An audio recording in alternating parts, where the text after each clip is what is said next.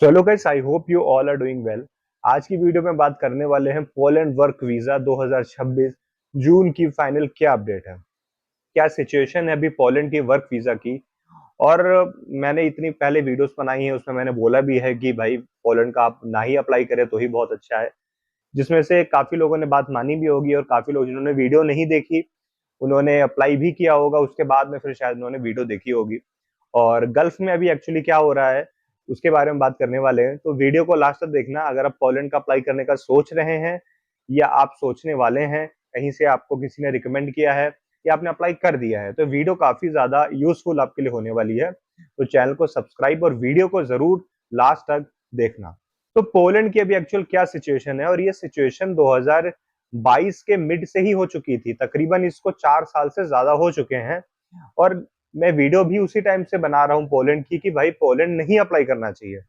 और अभी जून 2026 का भी यही सिचुएशन है कि मैं आज भी यही बोलूंगा कि पोलैंड का आपको नहीं अप्लाई करना चाहिए। रीजन क्या है, अभी गल्फ में हो क्या रहा है, ठीक है। मोस्टली गल्फ कंट्रीज में जितनी भी एजेंसीज होंगी जो सिर्फ आपको वर्क परमिट बेच रही हैं, जितनी भी एजेंसीज है, ओपनली वो आपने जो बैनर होता है एडवर्टीजमेंट वाला उसमें यही शो करेंगे कि पोलैंड वर्क परमिट, वीजा की कहीं भी बात नहीं होगी। उनके बैनर्स पे, उनके एडवर्टीजमेंट पोस्टर्स पे सिर्फ यही चीज होगी, Poland work permit, Poland work permit. तो सिर्फ वर्क परमिट पे ही तो आप उस कंट्री नहीं जा सकते, आपको वीजा भी लेना पड़ेगा। अब उन्हें भी ये चीज पता है कि हम वीजा का तो प्रॉमिस कर ही नहीं सकते, जो कि वीजा का किसी भी कंट्री का प्रॉमिस नहीं कर सकते, बट पोलैंड का तो आप अश्योरिटी भी नहीं लाइक कर सकते कि हाँ आप किसी को अश्योरेंस दे दो कि 50% चांसेस है तुम्हारे वीजा आ जाएगा पोलैंड का। तो पोलैंड का तो वैसे भी सिचुएशन नहीं है। तो गल्फ में चाहे वो कुवैत है, यूएई है, सऊदी अरेबिया है, ओमान है, कतर है, बहरीन है, जितनी भी गल्फ कंट्रीज हैं उनमें मोस्टली जो वहां के लेबर क्लास है उनको ही ये डाउट में रखा जाता है कि पोलैंड का वर्क परमिट है।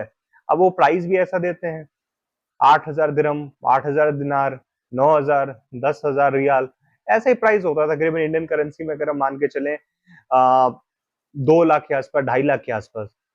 तो जो कि वो उन्हें लगता है कि यार कि साल में हमने, उनकी वो पूरे साल की सेविंग होती है, मतलब एक साल में उन बंदों ने वो 2 लाख 2.5 लाख सेव किया होता है मेहनत करके, लेबर क्लास ने। और वही वो 2-2.5 लाख रुपए वो एजेंसी वाले उनसे ले लेते हैं। उनका कहना क्या होता है कि वर्क परमिट आपका आ जाएगा, और वो एजेंसी भी ऐसी होती है कि जो कि वर्क परमिट जाके 1 महीना, 1.5 महीना, 2 महीने में आना चाहिए, 3 महीने में आना चाहिए, उनके 6-6, 7-7 महीने लग जाते हैं। और उसमें भी वो किसी कंपनी को, कि पोलैंड ऐसी कंट्री है जहाँ पे कंपनीज खुद आपको अप्रोच करती हैं, अगर आप एक एजेंसी हैं, हमें वर्कर्स चाहिए, हमारे पास इतनी डिमांड है, और वो 250 से 300 यूरो, सिर्फ 250 से 300 यूरो में आपको इंडियन करेंसी में 25 से 30 हजार, पाकिस्तानी करेंसी में 90 हजार से 1 लाख रुपए में वो आप लोगों को work permit along with all the documents courier के साथ आपको भेजते हैं। तो कौन सी ऐसी एजेंसी है जो नई नई खुली है जो इसके चक्कर में नहीं पड़ेगी? तो वही मोस्टली एजेंसीज कर रही हैं गल्फ की। पाकिस्तान में भी हो सकता है, इंडिया में भी होगा, मोस्टली लोग कर रहे होंगे, जिन्होंने ऑफिस खोला है, जिनको खर्चे निकालने हैं, जिनको पैसे कमाने हैं, जिनको जो भी करना है, वो पोलैंड का काम कर रहे हैं। अभी भी पोलैंड के साथ साथ 8-8 लाख भी लिए जा रहे हैं, और अभी भी 2.5-3-3 लाख में भी हो रहा है। और आज के टाइम पे जितने भी यूट्यूबर्स हैं, ये जो पोलैंड को प्रमोट कर रहे हैं, जो ऑफिस खोल के बैठे हैं यूएई में, जो ऑफिस खोल के बैठे हैं ओमान में, सऊदी में, कतर में, क्योंकि यूट्यूब, फेसबुक, इंस्टाग्राम एक ऐसा प्लेटफॉर्म है जहां से आप ज्यादा से ज्यादा लोगों तक पहुंच सकते हो, या लोग ज्यादा से ज्यादा आप तक पहुंच सकते हैं। सीधा सीधा है, क्योंकि वो 300 से 350 यूरो में तो इन्हें वर्क परमिट मिल रहा है, और आप लोगों से वो 500-600 यूरो तो ले नहीं रहे हैं, आप लोगों से 2,000 यूरो तो मिनिमम ले रहे हैं। तो ये तो तभी मैं कम ही आपको अमाउंट बता रहा हूँ, ये उनका काम है। और वो कभी ये नहीं बताते हैं, उनका काम सीधा सीधा क्या है कि 100 वर्क परमिट अप्लाई हुए हैं तो 100 में से वीजा या वर्क परमिट, जो कि 99% लोगों के आ जाते हैं, बट वीजा उसमें से 20% लोगों के भी नहीं आता। मतलब 100 में से वीजा रेशियो पोलैंड का आज के टाइम पे 10% से ज्यादा कहीं भी नहीं है। और उनका अगर एक वीजा अप्रूव हो गया तो वो एक वीजा 1 साल तक उनके एडवर्टीजमेंट में चलता रहेगा, या एक वीजा वो तब तक उनकी एडवर्टीजमेंट में चलता रहेगा जब तक कोई दूसरा वीजा ना आ जाए। और वो 1 महीना भी हो सकता है, वो 2 महीने भी हो सकते हैं, वो 6 महीने भी हो सकते हैं। लेकिन सोचने वाली बात यह है कि आप लोगों को ये नहीं समझ में आता कि उन्होंने एक वर्क परमिट तो नहीं अप्लाई किया होगा, या कोई एजेंसी खोल के बैठी है, कोई एक वर्क परमिट अप्लाई करने के लिए तो नहीं बैठी है ना। तो उन्होंने 10, 20, 50, 60 अप्लाई करे होंगे। उनका रिजल्ट तो सिर्फ एक ही का आया है, क्योंकि वो आपको दिखा ही एक रहे हैं। ये आपको दिखा रहे होंगे 2022 से पहले के दिखा रहे हैं। और इसके पीछे रीजन क्या है? रीजन मैंने पहले भी हर वीडियो में बताया है कि रीजन यही है कि भाई पोलैंड एक ऐसी कंट्री है शेंगन में, यूरोपियन यूनियन में, जो बहुत ज्यादा स्ट्रेट फॉरवर्ड है।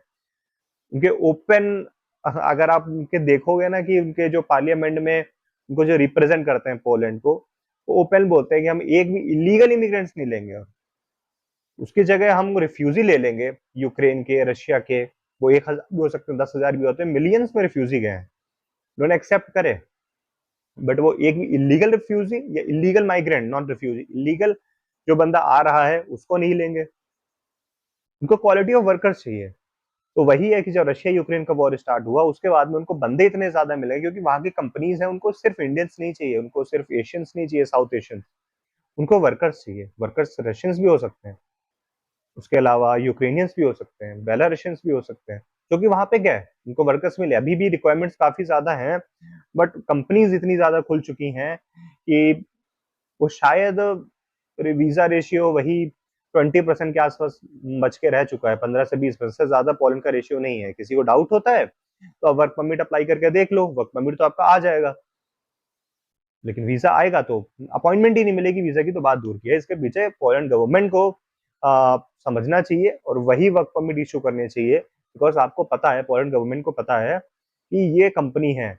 अगर आपको वीजा ही नहीं देना है तो आप कुछ ऐसा सिस्टम कीजिए कि उन्हीं लोगों के वर्क परमिट आए जिनके वीजा है, और उन्हीं लोगों को आपको अपॉइंटमेंट देनी चाहिए, उन्हीं को वीजा देना चाहिए।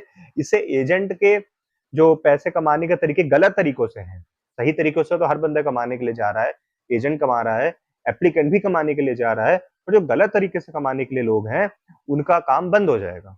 एप्लीकेंट का पैसा लॉस में नहीं जाएगा। मतलब 100 वर्क परमिट अप्लाई हुए, 100 में से पोलैंड अगर 20 वर्क परमिट अप्रूव कर रहा है, जिसको वीजा देना है एक्चुअल, जिसको अपॉइंटमेंट देनी है, तो 80 लोगों का पैसा लॉस में नहीं जाएगा। ये कुछ ऐसा प्रोसेस करना चाहिए। अब पता नहीं क्या हो रहा है, क्या नहीं हो रहा है, कब तक करेंगे नहीं करेंगे। अभी की सिचुएशन यही है कि कुछ भी इंप्रूव नहीं हुआ है। वही सिचुएशन है अपॉइंटमेंट की, वही सिचुएशन है वीजा की, और वर्क परमिट में डिलेज और ज्यादा हो रहे हैं। जो कि मैंने 5-6 महीने पहले या 7-8 महीने पहले मैंने वीडियो बनाई है। अगर सीधा बोलूं तो मैं 2025 में जो मैंने वीडियो सुनाई है, उसमें मैंने ये बोला था कि वर्क परमिट की स्पीड को कम करना चाहिए, जो कि अभी हो चुका है। अभी मैं ये भी कह रहा हूँ कि कुछ ऐसा सिस्टम लेके आना चाहिए, लेट्स सी कर पाते हैं नहीं कर पाते हैं, जैसे कि क्रोएशिया ने किया, जैसा कि माल्टा ने किया।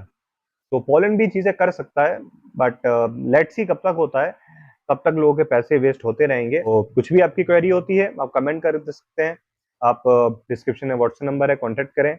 आपका ड्रॉ सबमिशन करना है, आपका वर्क परमिट आ चुका है, आप कॉन्टेक्ट कर सकते हैं।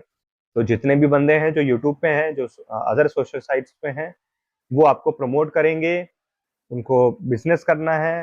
बट मेरा यहाँ पे कोई ऐसा बिजनेस नहीं है जिससे मैं आप लोगों से पैसा कमा रहा हूँ, तो मैं शायद आप लोगों को ये सारी चीजें बता सकता हूँ। तो बाकी गल्फ कंट्रीज में अगर आप हैं तो आप एक बार टिकटॉक स्क्रॉल कीजिए, इंस्टाग्राम कीजिए, आपको सारे ग्रुप्स मिल जाएंगे। आप शायद उन ग्रुप्स में भी ऐड हो सकते हैं जो 2-2 साल 3-3 साल लोगों को हो गए, इनको अपॉइंटमेंट ही नहीं मिली, तो वो आप सब आपके सामने है। बाकी वो बंदा जो गल्फ कंट्रीज में 5,000 दिरहम, 4,000 रियाल दिरहम सेव कर रहा है या कमा रहा है, उसको जरूरत नहीं है वहां जाने की, रिस्क लेने की जरूरत नहीं है, क्योंकि आपने कमाना वहां पे इतना ही है, बट टैक्स आपने और उनको दे देना है।